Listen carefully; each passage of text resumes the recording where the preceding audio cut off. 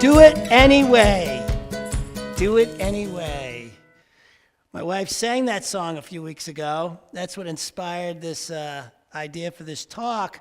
And I was just thinking so much about my own life and how many times it would have been easy to stop, but I didn't. And my favorite story about that is one I've told you, but I'm going to go into a little deeper this time, about when I first started playing music. How my first gig, I went out to play, I was booed off the stage by a bunch of drunks.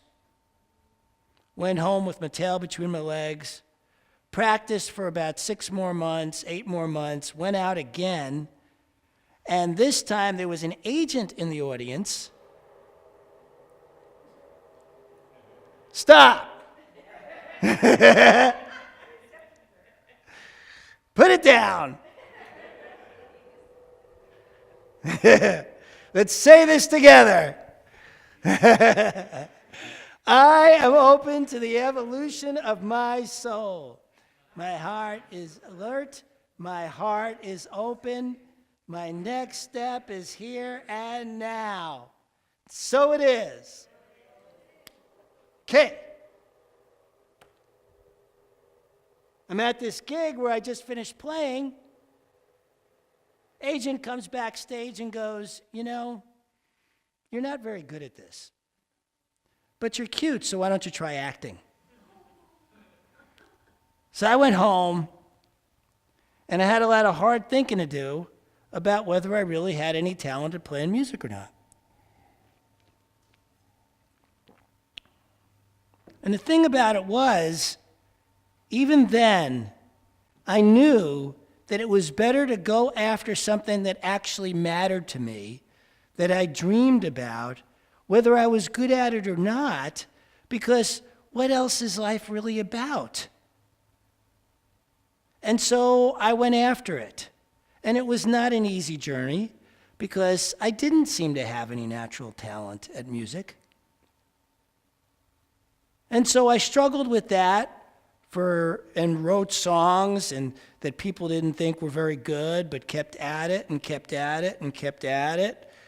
And through all those times when all those record label people and people in the industry and other musicians kept telling me I had no talent at this, I kept reminding myself to do it anyway.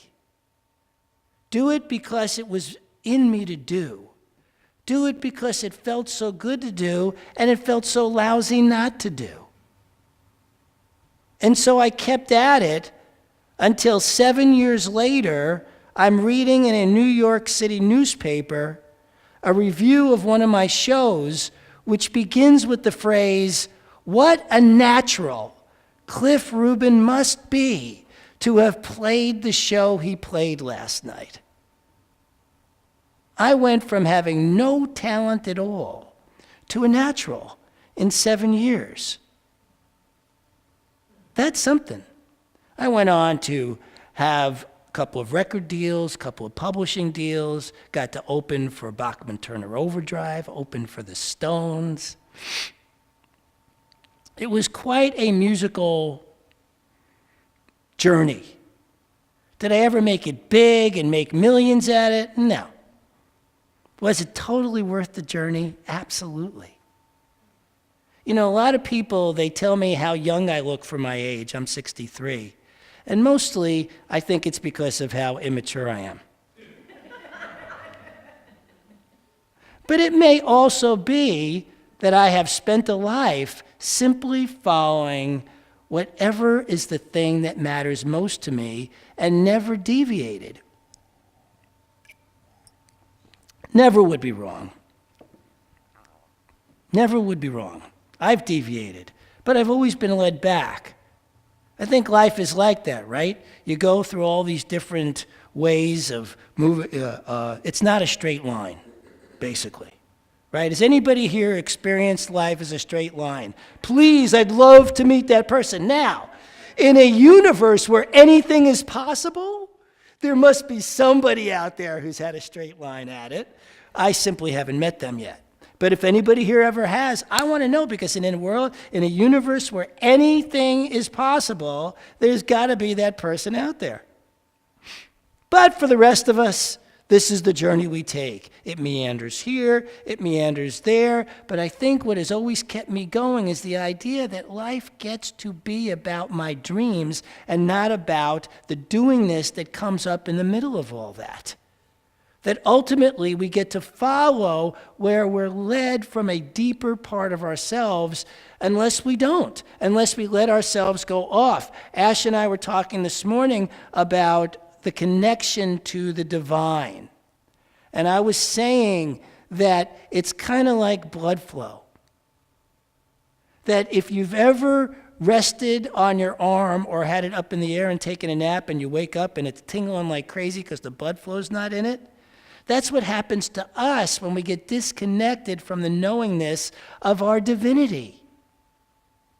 That we actually lose the power that blood flow gives you, spiritual flow gives you, when we stand in it, know it, and then activate from it. When we express from that place of knowing of the power that is within us, it keeps us young, it keeps us healthy, it keeps us moving forward with an excitement that is not there when what we're doing is walking through our day just trying to get through the day and finish whatever it is we think is ours to finish.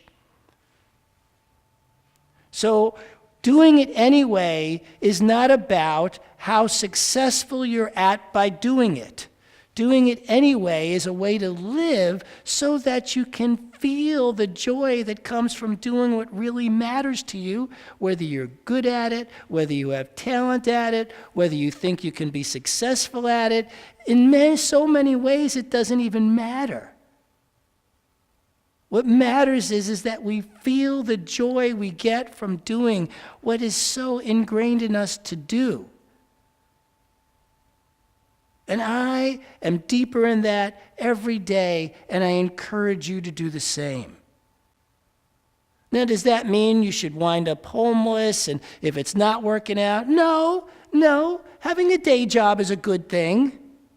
But if what you're doing is living your life and putting your dream on hold, putting it, for later, putting it for, at some point when I have the money, am more successful, and, have developed more talent, or any of those things that you may be thinking about that would allow you not to be doing what it is that matters to you most now, I say find a way. Find a way to incorporate it in the ways of life. Not like, give up your day job, but find a way to incorporate it. Find a way to make your life more by step, more of the feeling of wonder and beauty and magnificence that's possible for each of us. Every single one of you has come here with a unique gift to give. That is yours to give. And when you give it, you feel good about that.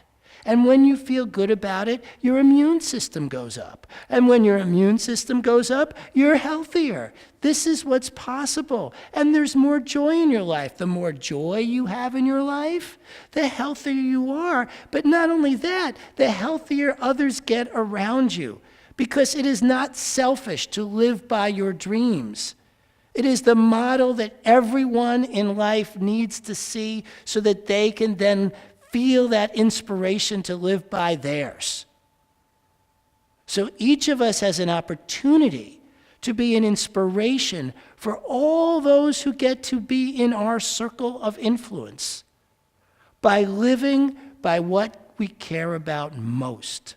Do it anyway. Whatever the results, do it anyway. I think sometimes when we focus too much, and we are a movement of focusing on results, I think that there is a way in which that goes too far, and we lose our day-to-day, because all we're thinking about is the end result. And what we focus on, we give power to. So I'm not saying don't focus on end results. That's what we teach here. It would be crazy for me, given that's the heart of our thing here, for me to get up here and say, don't focus on end results. But what I'm saying is don't focus too much on it. Make sure that you're present in the here and now. Make sure that you know that now is your chance at joy. In the midst of however hard things might be now, you have a chance to dive into the divine that you are and bring forth that unique expression that is only yours to bring. You know, people say all the time that musicians and actors and artists are a dime a dozen. It's not true. Each of us brings forth, through whatever we are doing, that unique nature that is ours to bring. Nobody can bring forth what you can bring forth. No one. Only you can bring it forth in your way. That's why you're here.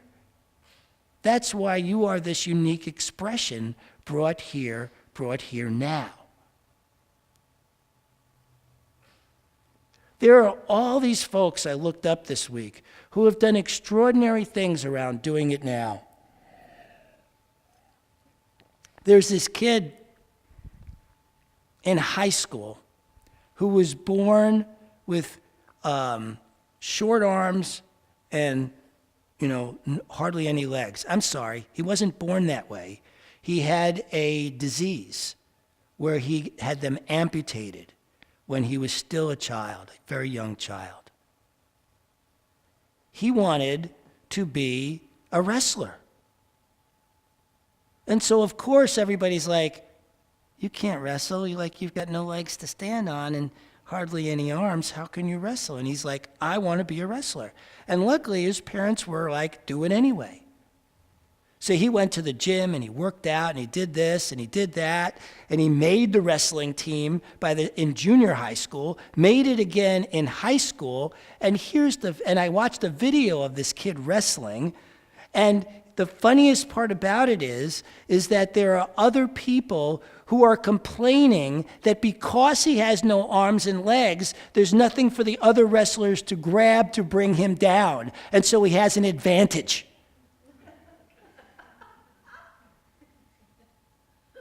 This boy who was born, had this horrible thing happen to him as a kid, is now being picked on for having an advantage. And I watched him bring down this wrestler and pin him. And it was amazing to watch. Now, will he go on to be an Olympic star wrestler? I don't know. All I know is that he has already proven that doing it anyway brings joy, brings happiness, brings a more abundance to somebody's life than if you don't do it anyway. I know I've told you guys the story of one of my favorite stories is of a football player. He was a kicker, and he was born with no toes and no fingers on his right hands, on just the right side of his body. But he wanted to play football, and so they said, well, why don't you kick? And they made him a special shoe that was cut off for where his toes would be. And he went out and started kicking. And he got so good at it, he holds the record for the longest field goal kick in the history of football. And there are people who are trying to put an asterisk next to it because they're saying he had an unfair advantage.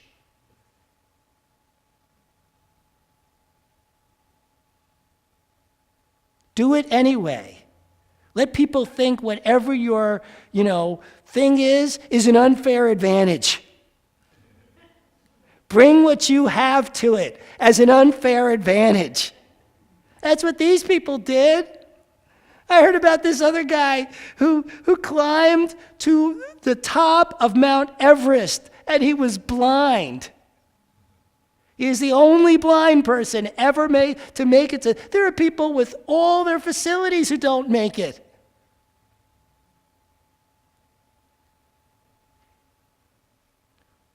There's no end to what's possible. There's just no end to it. That's why we bring here, that's why I've decided to, at the end of at the end of my talk each week, to bring somebody forth and put healing energy into that person and hold them in health and wholeness to allow them to heal, so that I'm just not up here talking, we're actually doing stuff. This is why we're sending energy to cities, is because I want to do more than just talk. I want us to be doing as a community. I want us to come together as a healing, whole, vibrant community that is doing more than just going out and living our own lives, but as a community, actually doing the work of healing this planet the way we want to see it, being the change we want to see in the world. I want to be that change. I just don't want to talk about it. I want to be doing it. And so that's what we're doing here, each and every week, bringing somebody forth who we're going to pray on for health and well-being, whatever it is they want. And I heard that this week, Joan wanted to be that person. So come on up here, Joan. Come on. And tell us a little about what you want. I can't remember. Would health, wholeness, and well-being be all right? Could we pray for you for that? Yes, please. Okay, I need 8 to 10 people to come on up here and place their hands on Joan.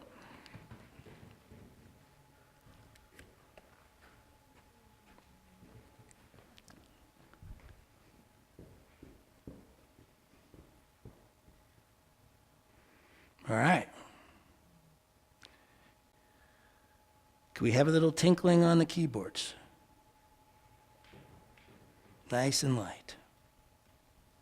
And for the rest of us, let's take a deep breath, close our eyes and relax.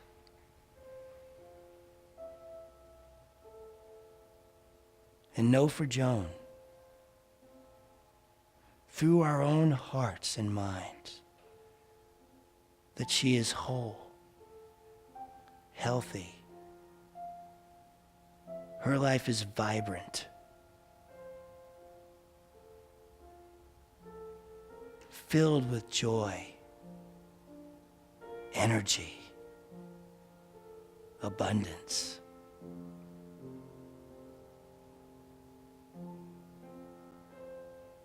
Let us know with the outpouring from our own hearts the goodness of Joan's life.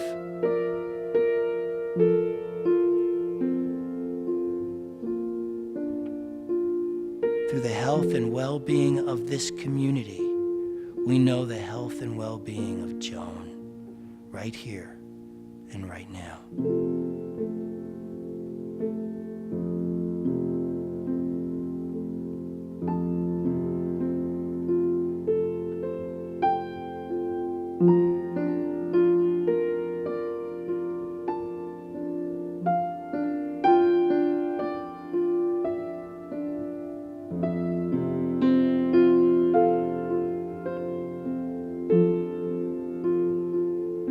Through the one mind, we know that there is only one power, one source. We know that this power must be in Joan, as Joan, through Joan. That every cell in her body vibrates with that divine power and energy.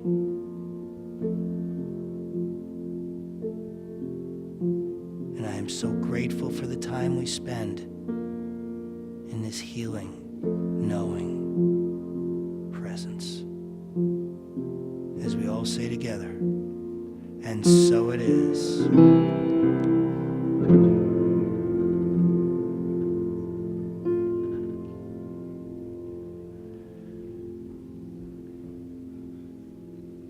We are no longer just talking about it, we are doing it. Each and every week. We're going to do it for a city. We're going to do it for one of our own. Bring them up here. The other thing we're doing is starting prayer circles, because one of the things I've learned through Lynn McTaggart's work and data is that groups of 8 to 10, 8 to 12 are powerful as all get out when they pray together. And so there's a sign-up sheet out there. And if you're interested in being one of these groups, and I highly recommend that you are, it's going to take 20 minutes a week, and you get to do it from home. You don't have to show up here, but you do need a computer so that you can sit and be looking at those people in your group each week. So what you're going to do is you go out there and you put down on a sheet your name, your phone number, your email address, and your availability, time and day, and then we'll put people together who have the same availabilities so that you can create a group that takes one of you each week and puts you in the center and prays on you.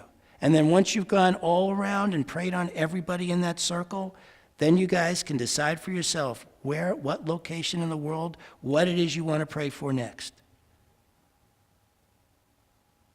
But we are moving beyond just talking about this. We are moving to doing it. And I look forward to each of you joining on board and getting involved in this community, this healing, loving essence of a community that we have here that is now going to reach out and heal the world. Are you guys up for this? Yes. Are you guys up for this? Yes. Anybody else besides the couple I'm hearing from? Are you guys up for this? Yes. Good. And so it is. Thank you. I love you. All right.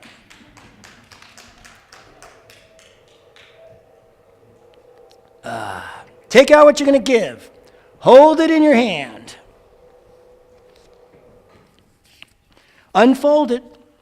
Unfold it. Doesn't matter whether it's $1, $10, $1,000, $1 million, deeds of property, diamonds, whatever it is, unfold it. Hold it in your hand, because this is power. This is essence. This is how you get your power moving and shaking, is by giving so that you receive. Let's say our affirmation together. God is the source of all supply. Money is God in action. What we give, we receive multiplied abundantly. All that God is, I am, and so it is.